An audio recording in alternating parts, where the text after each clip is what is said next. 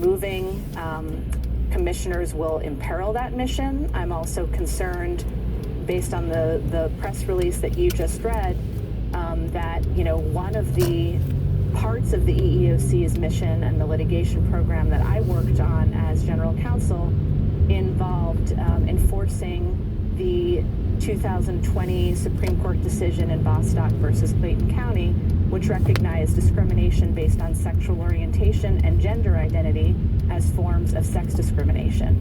And the binary of sex that doesn't recognize, that people, the reality, the lived reality and the medical reality, that people have gender identities that do not match their sex assigned at birth, and that if someone is discriminated against because they're transgender, because they're non-binary, or certainly because of their sexual orientation, which is not mentioned in that press release, those are protected traits under Supreme Court precedent and under Title VII, and the EEOC needs to be able to vigorously enforce that law as passed by Congress and as enforced by the Supreme Court. And Carla Gilbride, I'm wondering, you mentioned that this kind of sledgehammer approach is not just at the EEOC, but throughout the federal government in the last few weeks. It reminds me that Mussolini, the founder of modern fascism, declared that fascism was, in essence, he called it corporatism, a merger of state and corporate power. And we're seeing this merger occurring right here now as more and more billionaires and business people are taking over the functions of government. I'm wondering your sense of what this means to the view of the state as sort of a mediator of the conflicts within society, now to have this government so rapidly taken over by business people. I am concerned about not only the many actions that the president has taken to exceed his powers under the Constitution, but also the influence of private, unelected representatives of corporations, like Elon Musk, most notably through his role with this shadowy Department of Government Efficiency, which is involved in lots of different agencies. In my new role after leaving the EEOC, I've moved on to Public Citizen, which recently filed suit against the Treasury Department because at the orders of the Department of Government Efficiency, lots of private information of federal workers, of retirees, of anyone who does business and has financial information stored with the Treasury Department is now in the hands and access has been given over to unknown, unaccountable, individuals who are affiliated with Elon Musk, who are affiliated with DOGE, which is not a government department. Individuals, working with Mr. Musk have not gone through the vetting that individuals would normally have to go through in order to have access to that sensitive private information. And so Public Citizen filed suit to seek an injunction, to seek a stop to this turnover of private information, which should be government safeguards to protect, but in this unprecedented sort of mixture of private and public authority through involving oligarchs at the highest levels of our government who are unelected, that needs to be stopped, and that the courts will step in to put an end to this unprecedented mixture of private and public power and abuse of executive authority. Carla Gilbride, before we end, can you describe what happened last week when you and two EEOC commissioners were fired? What happened? What time was it?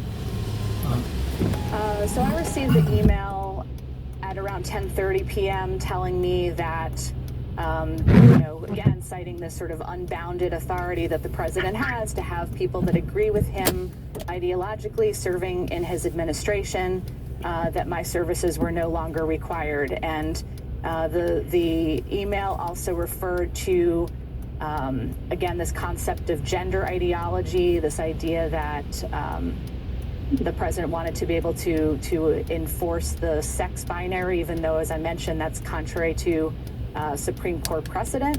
And there was also a reference in the email to diversity, equity, and inclusion, which is, as I'm sure your listeners are aware, has just become sort of a boogeyman and a concept that is being used to tar all sorts of efforts, including the efforts of the EEOC to enforce the civil rights laws, which is what I was doing as general counsel, was overseeing litigation to enforce civil rights laws that have been on. Or a person who reveals the names of his team of, 5 or 6 young guys who are in there getting the information. It's beyond astounding. 818-985-5735, 818-985-KPFK, or go to kpfk.org. If you could pledge $2,000, I know that's a lot. I've been saying, $5 a month, or $25, $50 wait, loading only. Manhattan, and then I host you for a brunch at a historic place, and I tour you through it. And of course, we tour you through Democracy Now! We have a wonderful time together. Bring a guest with you. Maybe you want to celebrate a birthday, graduation, an anniversary, a holiday. There's nothing better than friends and family right now. And you're supporting independent, commercial-free, corporate-free, people-powered media. Absolutely critical in this time when the media is under siege. The number to call is 818-985-5735, or go to kpfk.org. But please do it now. Hi, Gary.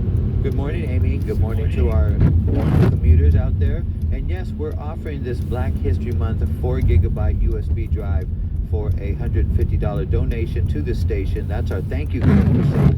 Hey, thank you for supporting listener-sponsored radio. 35 hours of Black History material, and we're talking about the Black Panther Party, Catherine Cleaver, Elaine Brown, of course, Huey P. Newton, H. Rap Brown, Stokely Carmichael, and as well as Eldridge Cleaver, all the founders of the Black Panther Party.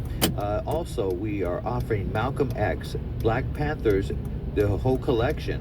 I believe all we got 6 CDs, and Jimi Hendrix on 1 USB drive. That's for a $150 $150 donation to the station. Also celebrating Bob Dylan turning 80. KPFK in our vast Radio Pacifica archive, we come up with 6.5 hours of historic audio on CD and MP3 format of the legendary musician in his early 20s, ambitious, brimming with talent, and eager to please. Includes interviews with Bob Fosse, John Wiener, and Catherine Goody, along with Dylan's first radio appearance on WBAI in New York in 1962. You get that, and that's for a $120 pledge. And of course, a lot of you have seen the Complete Unknown movie and really into what Dylan is about. And of course, he's iconic. Oh, that's legend. Very cool. Yeah. Oh, and let me say something. Now that you're mentioning The Complete Unknown, the amazing documentary about Bob Dylan, or the amazing film about Bob Dylan, one of the scenes takes place at the Chelsea Hotel, and that's where we go for brunch. It's this historic hotel where Bob Dylan lived, and Patti Smith lived, and Leonard Cohen lived, and so many others spent time and lived at. Dylan Thomas lived there as well. We urge you folks, and that's right next to Democracy Now!, so we have a fantastic time together. If you want to come for brunch and a broadcast, watch the broadcast live 8 in the morning Eastern Standard Time, and then I host you for a meal after we tour you through Democracy Now! The Complete Unknown partly takes place. In fact, I think they had their big opening party at the Chelsea Hotel, and I'm the main tour guide of the Chelsea Hotel, so I'd love to take you through the nooks and crannies of that storied place. Yeah, that's a great tour guide right there, Amy Goodman.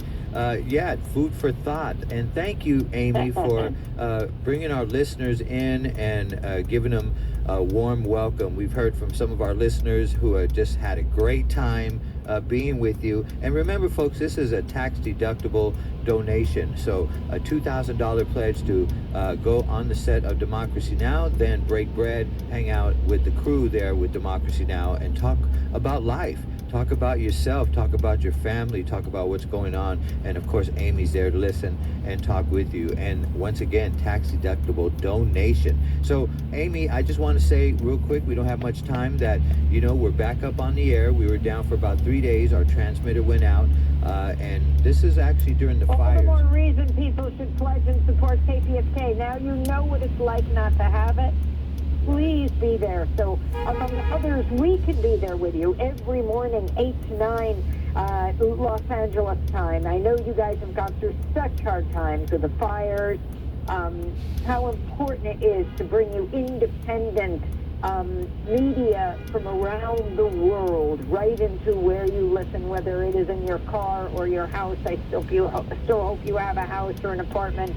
I'm sorry to hear that you were down for 3 days. Let's all celebrate KPFK together. Whatever you can give matters, $25 or $50, $150, or that $2,000 tax-deductible charitable contribution for Brunch and a Broadcast here in New York City. No expenses paid to get here, but when you get here, we host you royally and have a fantastic time together. You don't have to know when you can do it when you call. Just make the pledge. You go to kpfk.org. You can pledge right there, and then we'll work out the details with you. And it's soon, or, you know, maybe it's not going to be months that you want to come, or maybe it's very soon. I can work it out within my schedule. I can't wait to host you here. Well, Amy, we do have a big shout out going out to Michael in Palos Verdes. And also Lisa is on the line. I haven't got where she's from yet. And we have $350 on the table now. So we do have a $1,000 goal. So we're looking for at least 7 of you to pledge $100. So that way we can reach our goal and challenge you listeners out there to call. And of course, Michael has pledged up. So he has stepped up. So once again, you know, the fires are contained, but there's a fire on the streets of Los Angeles with abolishing ICE right there on Los Angeles Street, blocking traffic and letting people know, the Trump administration know, the government know, the mayor knows that, hey, we're not having it, and abolish ICE, we're not having it in this city. So, and I knew Trump was trying to develop real estate out there in Gaza.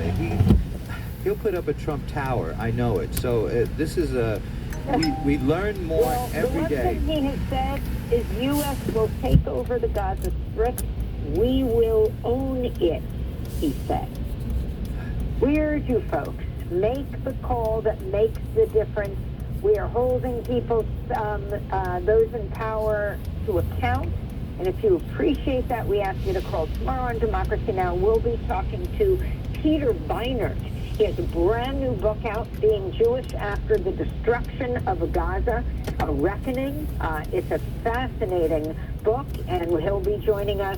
We're also going to be talking about the executive order Trump's about to issue to abolish the Department of Education. We urge you to go to the phone right now and let us know you are in the house, 818-985-5735, or go to kpfk.org. Whatever you can do. Let's see if we can hit $1,000 or maybe $2,000 with someone pledging for dinner and a show. Maybe you want to, give a brunch and broadcast to your Valentine. Think ahead to Valentine's Day. It might not be that you come to New York on Valentine's Day, but you give that as a gift. Get it now. You just make the reservation, not for a day or a time. You just say, I want brunch and a broadcast, and what a gift you're giving to someone you care about. And the double Valentine you're giving to KPFK to keep community radio on the air, Pacific Radio on the air for everyone. That's right. And that $2,000 pledge for Democracy Now! And to be on the set and to go out and have brunch with Amy and the crew, that's for 2 people. You don't have to ditch your significant other. You can be there together and be on the set of Democracy Now! And that's what's so important, that you could be together, and that's what it's all about, a community. So we're rallying together now for Democracy Now! We're asking you to go to your phones now and pick up that phone and call 818-985-5735, and let's come together. Like the Beatles said, let's come together, Amy. So let's make this happen. But thanks a lot, Amy. That's right. And again, my condolences to all those who've suffered through these fires. It is astounding what you've gone through, and climate change is a very real issue that we must take very seriously. But if you appreciate being able to tune into this place, people pressure from around the country to put that pressure on them. So we're going to share information. We need people to help us get that out. We need to support the litigation, and where we can do things legislatively, we're going to try to, but my guess is more of the actions are going to be between litigation and communication, people power, us working inside and outside to fight for really the soul of our country. Yeah, I should qualify my statements by saying that we don't know to what extent Musk was involved in the decisions to get rid of inspectors general in various agencies. But this, the headline over at Drudge right now, that USAID was investigating one of Musk's companies. It's wild. What beyond this? What are Democrats doing? I've been pitching this idea for some time, and Timothy Snyder as well. I've been on this for 2 decades now. The Democrats need to create a shadow government. I was calling for this during the Bush administration, the George W. Bush administration. That Democrats should designate somebody to be the shadow Secretary of Transportation, the shadow Secretary of State, the shadow Secretary of the Treasury, who could call press conferences, who could speak on essentially behalf, the sense of the party. Is the problem that the party is just so disorganized? Is Ken Martin going to bring some order to all this? Or is it just going to be more happy talk and Chuck Schumer reading droning, boring speeches from the floor of the Senate? Yeah, I mean, the fact is we don't have a figurehead for the Democratic Party right now. We don't have a president. We don't have a vice president. We've got governors. We've got senators. You've got members of Congress. You have others. But there's no one person. And, let's hope the DNC can do something for my entire lifetime, which bluntly, they haven't been that relevant to me because they haven't done that role. I hope that maybe they can do that, but honestly, right now we're all trying to figure out what we can do best while they're flooding the zone with attacks. I mean, from, as you mentioned, the number of countries he wants to invade, most recently his comments about Gaza and the U.S. taking over. The problem is we got to figure out what's the 20 or 25% of what he says that's real and make sure we focus on that. We know that the big prize they want is the reconciliation bill, a tax break for the wealthiest, for Elon Musk, for Jeff Bezos, for Mark Zuckerberg. And just to extend what they already did for the wealthiest in the last Trump administration, that's $4 trillion over 10 years. So that's why they won't raise revenue. They probably can't go into debt like last time because there's enough Republicans that might not go along with that. So they have to cut programs. And that's why Elon Musk is going around doing what he's doing, making sure that he's grifting along the way because he's going to protect programs. I've yet to hear them really talk seriously about the Pentagon at all as they're talking about savings. But they went after USAID and they make it sound like, because a lot of people don't realize how foreign aid benefits them here at home. But it does quite a bit. And I think sometimes we don't talk about it in as plain and simple as way as we need to. So right now, we're all out there, doing everything we can. There's a lot of rallies. We're doing things to support federal employees that currently are especially under attack this week. But remember, the ultimate grift is the tax bill in April, and everything is building up to that. And that's why they're doing what they're doing right now. Right. He's got to give, if he wants to give a $4 trillion gift to billionaires and himself. Yes. Trump and Musk need to figure out how to cut $4 billion of federal spending. Trillion. Yeah, excuse me. Thank you very much. Yeah. Because if you're going to do, another tax break under reconciliation like they did last time, it can't be filibustered, but it also can't raise the national debt. I get it. Congressman Mark Pocan is with us for the hour, the chair emeritus, the Congressional Progressive Caucus, representing Wisconsin and the U.S. part of Wisconsin, the U.S. House of Representatives. We'll be back with your calls for Representative Pocan.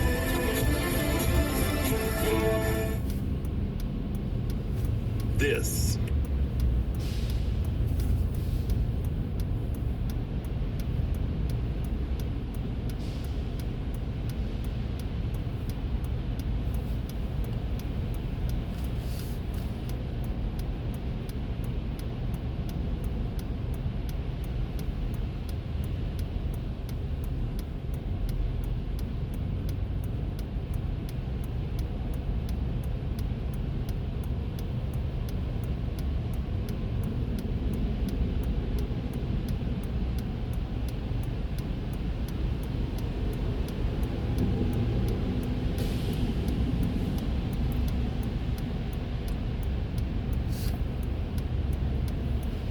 personal information is to say what really gets people's attention.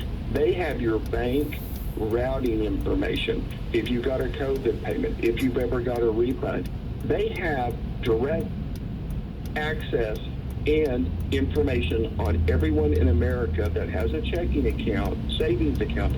They have that information. And by the way, and this was the question, could you please talk about Trump saying he wants to get rid of the FDIC? Wouldn't that be nice if they drained all the accounts in America in one fell programming swoop? And we don't have an FDIC to cover you anymore. The plot could be even bigger with these absolute treasonous people. That's my question. Thank you. Yeah, Joe, I think part of it is they're flooding the zone, right? And there's many things they're talking about. Some they're actually doing or immediately responding to those. I actually think, the focus on Elon Musk, he's an unelected billionaire who never could get elected to any kind of office.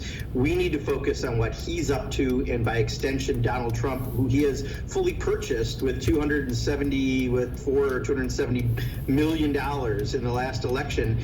That's why he has this access, and he's going to benefit directly from his actions. When we talk about that, and that the money is being taken from the middle class and those who aspire to be in the middle class, whether it be education or healthcare, housing, veterans benefits, in order to provide for this tax cut, I think people can relate to and understand it the best. So there are many issues, and what we don't want to do is every shiny object try to take that bait.